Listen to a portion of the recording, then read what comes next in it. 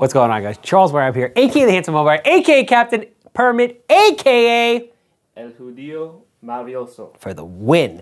And this week we have straight girl power. We have Stacy St. John. I almost said Jessica St. John because I know her family member from Olex Properties.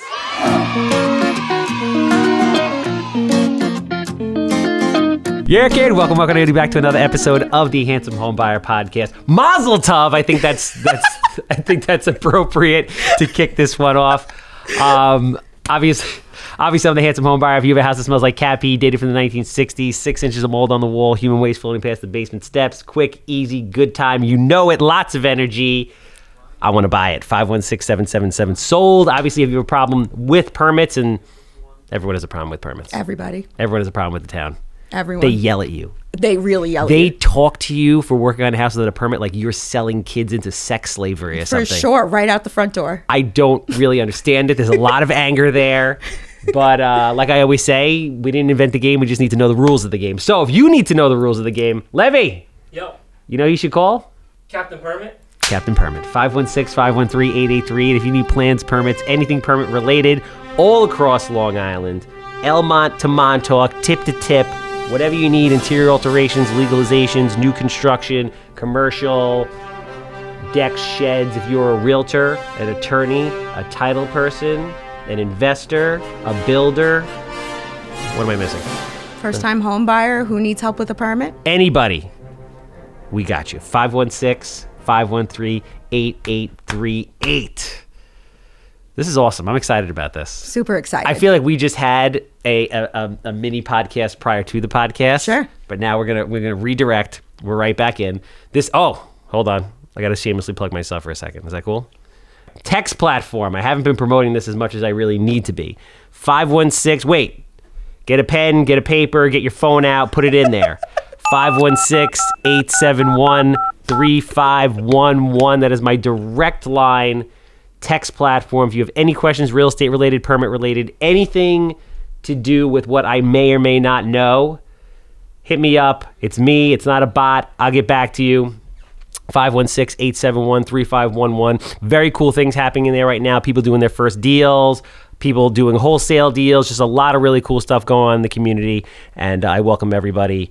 516-871-3511. All right. Girl power. Super girl power. Super girl power. You hit the scene like a, I don't see, you know, people say, oh, you don't see the 10-year lead up or the 3-year lead up or like the 5-year lead up, right? So I just met you.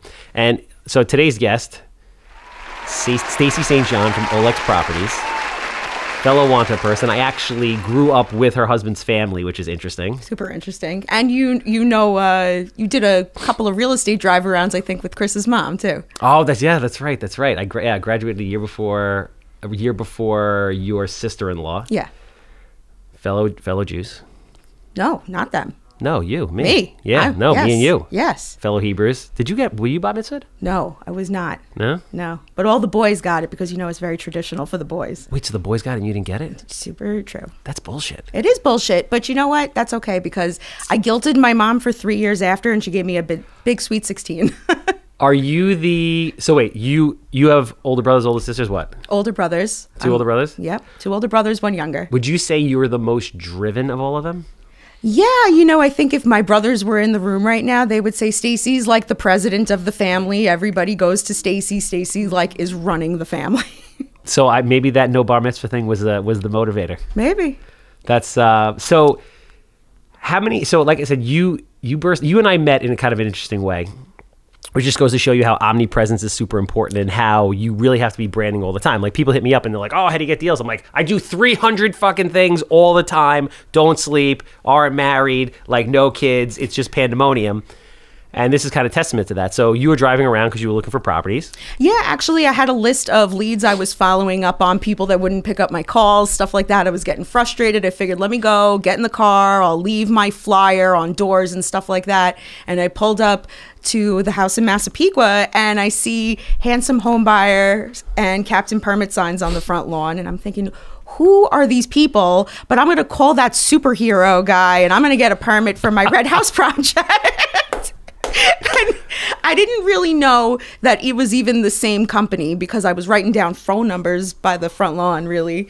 And then, you know, you guys came, Ryan came to my red house, and he was like, you know, Charles did the seafoam greenhouse that was on the corner. And I was like, who is Charles?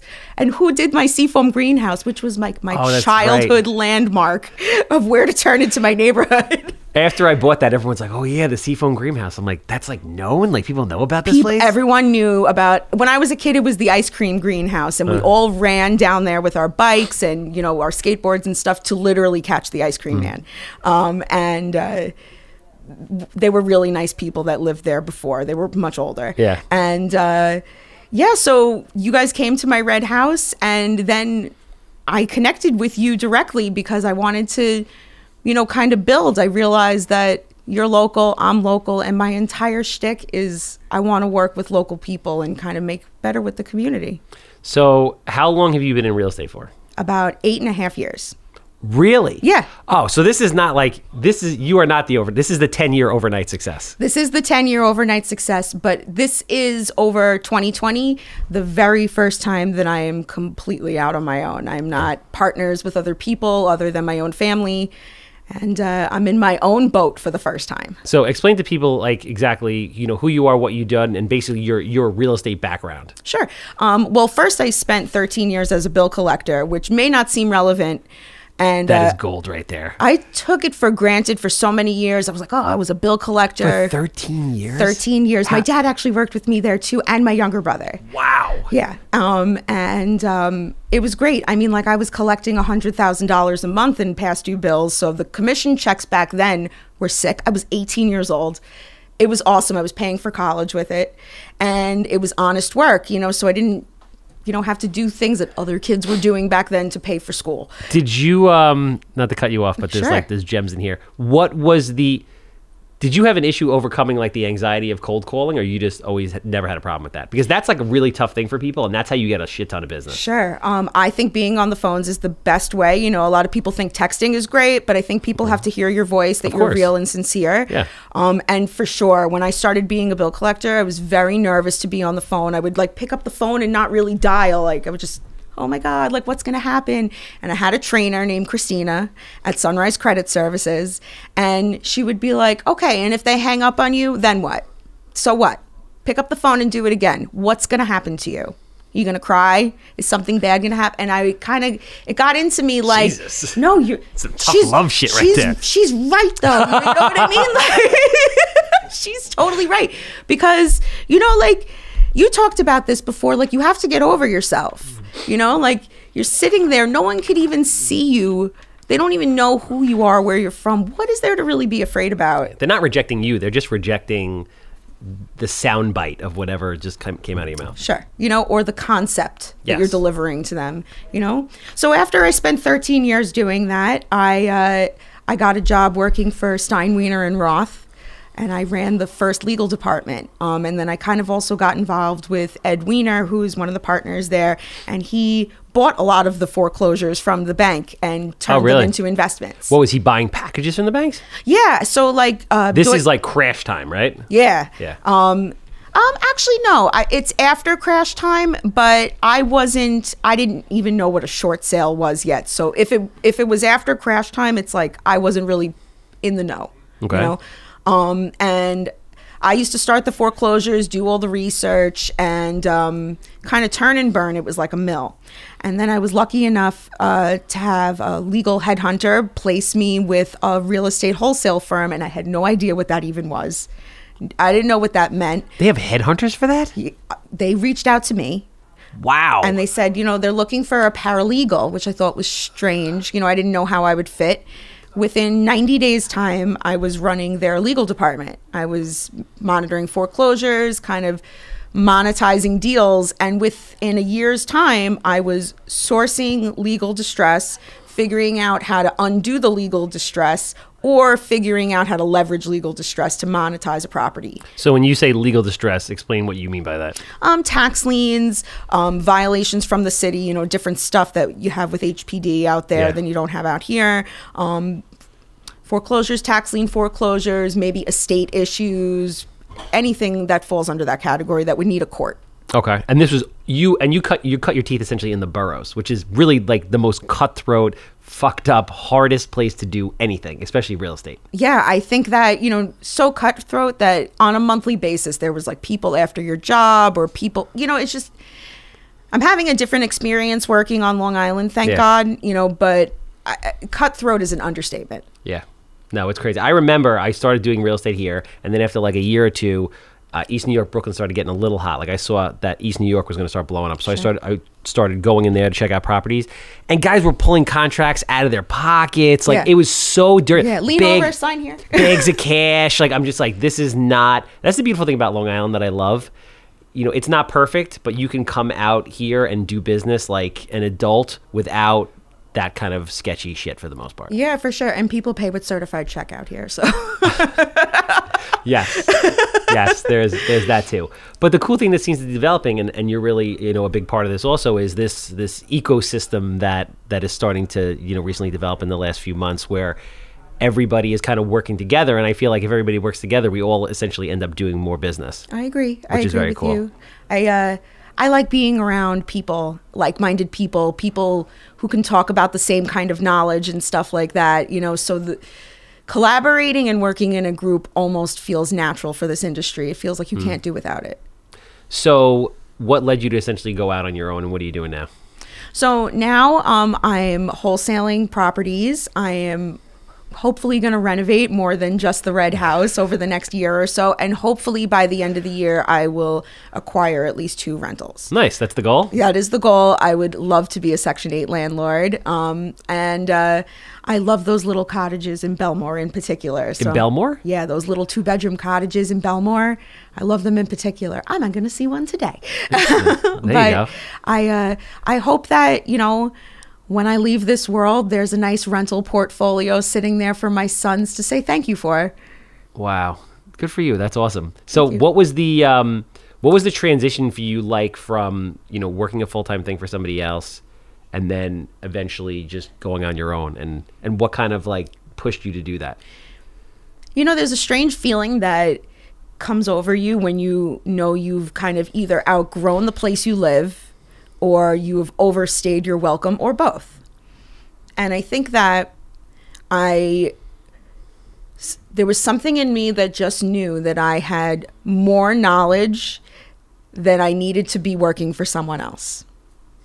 And while I say I do love to collaborate with people, I really enjoy working with you and with Josh and with everybody that I do business with. I get an extremely, the benefits are endless, business-wise and personally. But it's very different when you're working hourly for somebody else and you have the skills. You're just like afraid. And one day I just wasn't afraid anymore. I had a fight with my boss, and he was just like, I don't need another boss in the room. And I walked out and I said, you want to know what? He's right. He doesn't need another boss in the room. I need to be on my own. Wow. Good for you. Thank you. And what happened? You just like, I'm out?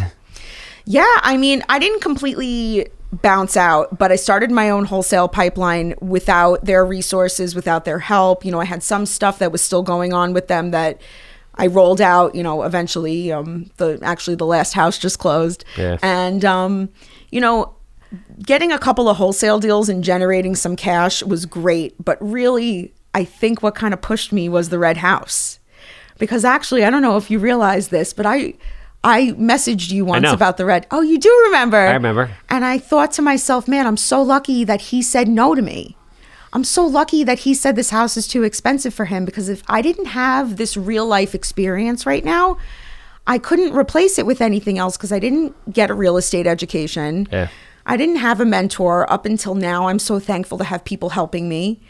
The red house forced me to be like, you want to know what? I'm going to show people all the mistakes I'm making. I don't know why, but I'm just going to do it. And I started to kind of like grow into whatever Olex is becoming now. No, that's awesome. So, and that's, people, just to talk about documenting people's processes, like when we talk about the social media stuff, people are always like, what do I talk about? Whether if you're an agent or an investor, that's what you talk about. You're like, I'm going to be super vulnerable, and I'm going to say I'm doing this and I don't know everything, but I'm going to figure it out. And you guys are going to publicly watch me figuring it out, and hopefully it ends up helping somebody else. Yeah, not, or even if it doesn't help them, it's really inspirational, I think, to people when you don't realize. I've been very fortunate to work with the Lehman School and some high school kids. And it's really because they saw the videos of the Red House that I made with Josh Handler. And they were like, there's just something about how you're showing everything. We want to know more. Teach us. How do we do that? And it's so rewarding feeling. I never expected stuff like that to come my way. Yep. It's a very cool byproduct of what we do. So talk about, the setup. The cool thing you did, which I think is smart, is you transitioned. So how long did it take you to transition out of your full-time job into, basically being on your own? I think the total was about a year, actually. Okay. And I have to admit, I didn't rip the Band-Aid off on my own. We kind of had a coming to head, and, we went our separate ways kind of abruptly one day. But for anyone that's listening to this, don't let it take that long. I was ready at the 6-month mark to say, I need to go. But I was too afraid of, what if I can't pay the mortgage next month? What if I can't pay for childcare? What if I literally don't have gas in my car to drive Oliver to school? That fear of my own overhead kind of kept me in place longer than it should have. And you know what? If I would have left at that 6-month mark, I would be in a much better place now than I was. Yeah, no, I mean, I wouldn't. You're going to get anywhere you want to go. Maybe it'll take 6 months longer or 3 months longer, but you can't look back on that. But I understand that makes sense, especially you in your situation. I mean, you had a family, and that speaks to a lot of people that want to get into this. Like, people DM me all the time. They're like, I really want to, do what you do. I want to get into this business. I hate my 9 to 5, but I have, 2 kids. I have to pay for college. I have this, I have that. Like, that's real shit. It is real shit, but I think that people make excuses. 100%. And I make excuses. And, you see, I carry a 4-year-old around with me all day. I don't know how I constantly am like amazed by you and like what you do. You're calling me up and we're going over stuff and I'm just like, how do you do this? A lot of juggling, a lot of, Do you sleep? I do sleep. I do actually sleep a full night every night. Yeah? Like 7-8 hours sleep? Like 6 hours. Jesus. I totally do. But, the pandemic took my childcare. The pandemic closed public school. Oliver was out of public school for a long time. Then Oliver got to go back. All of this stuff happened and I still got this far. Yeah. So people who are saying I don't have the time, you can find it. It's just a matter of like how creative can you be? So talk about the process of like setting up the business. Did you know exactly what you're doing? Was it just, no, I guess that's a hard no. It's a hard no. It just seemed like you have, and your training, your whole life has basically been about this moment in the sense that your life has trained you to be where you are right now. Between the legal work, between the cold calling, it's literally the perfect blend for what you want to do. I don't think I knew it though until like maybe 3 months ago. Well, you can only connect the dots looking backwards. Well, that's true. And I think that I've always felt like a failure because it took me so long to get through college and I didn't come out with a degree that I saw as useful and all of this different stuff. But, now putting the business together, I don't try to reinvent the wheel.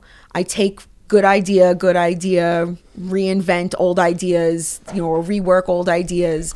I do everything virtually. I do everything through a CRM. I use pipedrive.com for not only my file management, but I manage my employees there. And I'm using all of my old bill collections training to train the callers, and they are killing it, and they're happy on the phones, and they're having a good time. That's awesome. And it's all virtual. It's all virtual. Everyone's at home, and at some point, I'll give everyone their own like setup at home that's real good, and maybe I'll have an office space one day, but it's not really important to me right now. What's important to me is making a name for reliable, hands-on, more involved wholesales, because there's a lack of it. I feel like wholesalers are like, here, have this deal, figure the rest out, and then you wind up with title issues. You may wind up with loose ends. I want to be the type of wholesaler that's there from beginning to end. So using pipedrive.com and making sure that everything is managed in one place for me is essential. How do you like that CRM though? I love it. I've heard about it. I've never used it, but I heard about it. I'm in the middle of like building out. Did you have to did you have to have it built out, or you just out of the box, boom? No, it's fully customizable. You could literally add fields as you go, take away it. And I like it because I want things to say funky things. You know, maybe I want foreclosure update status or whatever, you know. And I do kind of like as my ideas change, I don't have to call someone to make a change to the CRM. I could change it on my own. Okay. Yeah. So you're building it out on your own. Yeah. Yeah. No, because I'm implementing a new CRM and I'm having it built out, and it's like I could never do this on my own. Like, well, building proprietary software though can be so key to differentiating yourself from everybody. Yeah, and I just feel like it never ends. But that's really like when we get back to, you know, to deal flow and talking to people, and people are always like, how do you get deals? How do you get deals? I'm like, dude, it's everything. You have to be doing everything. It depends. Well, really, again, the great thing about real estate is it can be as big or as little as you want. So if you want it to be big, you have to do everything. And that comes down to the CRMs and the mailers and the driving and the cold calls and the social media and everything. Yeah, I think if you don't do everything, you're kind of cutting yourself short. Yeah. You know, like it's great to do a couple of deals a month, but why not do like 10 every month? You know, if you set yourself up for success, if you become dedicated. I love driving for dollars also though, because even when people call you with properties, you could kind of visualize where it is. You know what I mean? You kind of already get a sense of the neighborhood because you've been out there and you know. Yeah. No, it's true. And when you're out there, and you have to constantly be going out there. Like if I go out there and drive around through a neighborhood and I drive around that neighborhood 3 months later, I'll see different things that I didn't see before. 100%. You know, you have to get out in the street. You have to talk to people, talk to neighbors. You know, some of the best deals I've gotten, ironically, or multifamily type deals, is just having conversations. So I'll see like just a crappy multifamily apartment building. I'll get out. I'll talk to the tenants. What's going on here? Oh, he never comes by. Oh, he's had it for 100 years. Oh, my rent's like $3. Then you know. Sometimes they give you the information. You track them down. You reach out. Those are really how the best deals are made. Are you into things now like using, instead of driving for dollars, are you into things like using PropStream and stuff like that? I've looked at PropStream. So my deal flow for my entire career has been very heavily relationship based. And like I went out and made tons of connections and networked and always helped people. And as a result, I just get a lot of deals that way. To get to like the disrespectfully crazy level that I want to get to before transitioning, I know I have to do everything. Yeah. And I want to do everything because it's fun. I want to like push myself and see, like, to have all those avenues of like guys running to auctions, heavy social media, doing the mailers, doing the cold calls, having the team doing that, just building the relationships, networking. What else? What am I missing? Just all kinds of creative things to bring in business. You have to do it. I love the nursing home connection. You have to do that. Oh, the funeral parlor. Yeah. You never know. You have to, and it seems cold-hearted. Someone actually very recently said to me, like, don't you feel like a scumbag calling people and they're like, so sorry your mom died, but what is she doing with that empty house? And it's like, sometimes I feel bad. Sometimes people... What do you say? What do you say when you call them? Sometimes I kind of lead forward with, my name is Stacy, and I just wanted to, before I go further, say, I'm really sorry for your loss. And a lot of times people right up front are like, she wants the damn house. This is what she's calling about. Yep. They know right away. Okay. And sometimes people will be like, fuck off, go away. Don't talk to me. My mom just died. Yeah. And other times people are like, I just spent $17,000 on a funeral. Thank God you called. Yeah. People need money sometimes. It's a numbers game. Mm-hmm. It really is. That's why when I talk to people about that, I'm like, listen, it's a numbers game. You have to call 200 people. Like, really, the industry stats are 200 calls converts to a deal. That's like nationwide industry stats. Yeah. And that's what it takes. Yep. I mean, and it's a lot of dead numbers, and it's a lot of work. Yeah, it's the physical dialing of the phone. I forget the statistic, but it's actually the biggest drain of time on your business. Like, you need that automatic dialer just to cut down the pickup dial, put down. Oops, sorry. Yeah. Does that hook into you have that hooked into your CRM where it just sets up the automatic dialer and you rock through? Yeah, I could either copy and paste a number and hit call, or I could actually just click on the number and it goes straight to my cell phone or into my headset. And it actually increases my calls by about 15%. It's noticeable. Yeah, no, without a doubt. And I mean, and just, it's a process. But first you have to do everything yourself, and then you realize how to automate it. You get someone that's in there scrubbing data, you have them uploading things, and then people are just banging through. But it's a lot of work. It's a lot of work to set something like that up, but once it's moving, it's moving. I'm definitely still in the setting up. Because certain things like, if I get a list of 1,000 new leads, I don't really have that person that puts them into the CRM, assigns them to callers. I'm still doing those nitty-gritty tasks. So I'm still working on that small stuff. But I think it's important that I'm hands-on from the bottom because I want to know every single thing in my own business. Right down to taking the trash out. Yeah, well, you've read the E-Myth, right? Did we talk about this? No. You never read the E-Myth? No. You should read the E-Myth. Okay. So the E-Myth is basically this book that talks about franchise model, standard operating procedure, which ultimately I feel like you already understand, but it's just an interesting read. So it talks about the different mentalities of people in regards to business. There's a worker mentality, a manager mentality, and then an entrepreneur mentality. And it talks about how people get stuck at different levels, and they never get to the entrepreneur part where they can work on their business, not in their business. Sure. They're essentially buying a job. But what they say is, when I read this book, I owned Mako, which is a franchise. So it was kind of cool to actually see it and make the parallels, draw the parallels. But it says that you should do every job in your business, and then once you perfect it, you should write a manual for that particular job, and then you should use the manual to replace yourself and hire somebody to replace yourself. With the premise of every business should be developed like a franchise so that you can grow your business and be the entrepreneur. I guess that's kind of what I did with my bill collections training. I wrote like a calling training manual and gave it to my callers, and it really is just the same training I already had. Yeah, or people with videos or whatever it is. But that stuff is so important, and it enables you to really get to that level where you're working on the business. Yeah. So it's a cool read. You should check that out. Yeah, I'm totally going to. But it seems like innately you just get it, and you seem very organized. Like you're on point. Like you're doing it. Thank you. I'm trying real hard, man. But it hasn't been that long. You're having a lot of success. So it just goes to show, like, the preparation is so important. Like I was in the supermarket yesterday trying to buy fruit, and a kid called me, and he's like, "I hear you answer questions," and I'm like, "Bro, send me a DM. Like I'm trying to buy fruit right now. I have like 3 things in my hand." And he was just like, I want to go out and like buy a 2-family. I want to just start buying real estate. I'm like, you can't do that. You need to like spend time, get the education, prepare, put everything together so that when you go out there, you'll be successful.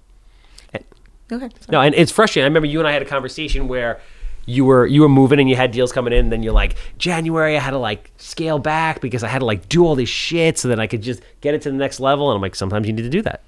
Yeah, I haven't paid myself in a long time, and all of the money I make goes directly back into building the business, because I know a year from now, if I'm feeling this much success and happiness right now, and I feel like I have barely made a scratch, I just think that a year from now, it'll be like, who knows, it could be so much bigger. Crazy. Yeah. And listen, I've seen operations across the country where people do 100, 200, 300, 1,000 plus deals a year. It is like the sky's the limit. For sure. It just depends on what you want to do. I love the virtual wholesaling. Actually, you and I talked about paper pushing on the phone, and I think that I'm having so much fun with this idea of what all the possibilities of wholesaling could be, that I'm really excited about even doing it in other states and just kind of like sitting in my own house. There are people that did. Did you see that podcast with that lady? I forgot her name. Lauren Hardy. Yeah. Yeah. She lives in California, and she wholesales in like Tennessee and wherever else. Tennessee's popping off right now for wholesaling. Actually, everybody's buying like short-term vacation rentals by the mountains. You're already there. You're already looking at it. I'm super into like the idea of vacation rentals because look, like the pandemic changed how people vacation, right? Even if the whole world opened up tomorrow, people still aren't going to go back to hotels the way they were. Yes. Right? But people still want a vacation. Yep. And they want to be in their own private place. What better than your own cabin in the middle of nowhere? Right? People like to camp and stuff like that. That's like a whole industry. I want to capitalize on it. I'm super excited about that part because then I'll also have my own safe places to go vacation. Will you go on vacation? Can you vacation? I will not vacation without work. You know what I mean? The laptop and the phone goes everywhere. But that's the great thing about setting yourself up virtually and me not really being a landlord yet. I can still kind of go. I can work on vacation from my laptop if I wanted to. It's like the beautiful thing about it. That's the most amazing thing about real estate, and then B, creating a business the right way is that it awards you those opportunities. Sure. So what's the future of Olex Properties look like? Short term, become a Section 8 landlord by the end of the year, get at least 2 more renovations, and try to get 50 wholesale deals this year. Okay? Long term, create more time to sit on the grass with my kids. So that means more rentals. Good for you. That's awesome. Listen, Thank if people, I love you. I appreciate everything about you. You inspire me. And I'm thrilled to be working with you. It's really an honor. Yeah. Oh, please. I'm so lucky and thankful to be doing anything with you. I'm really appreciative Thank to you. even be here today. No, this is great. It really is. And I look forward to what happens in the future. Likewise. So if people are interested, if they want to follow along, where do they find you? How do they get in touch with you? I know you're everywhere, and soon to be even more because you're working with Matt, our visual, I hear. Yes, I am. Shout out to Matt. I'm super excited. Which is He super already exciting. started. And I'm on Instagram at olex.properties. I'm also at Facebook at olex.properties. And if anyone has any questions, you could email me at olexproperties@gmail.com. Love it. Obviously, I'm the Handsome Homebuyer. Again, if you have a house, property, commercial development, trailer park, I don't care what it is, 516-777 sold. If you have a permit problem, you know where you got to go. Captain P, all day, every day, 516-513-8838. That's a wrap.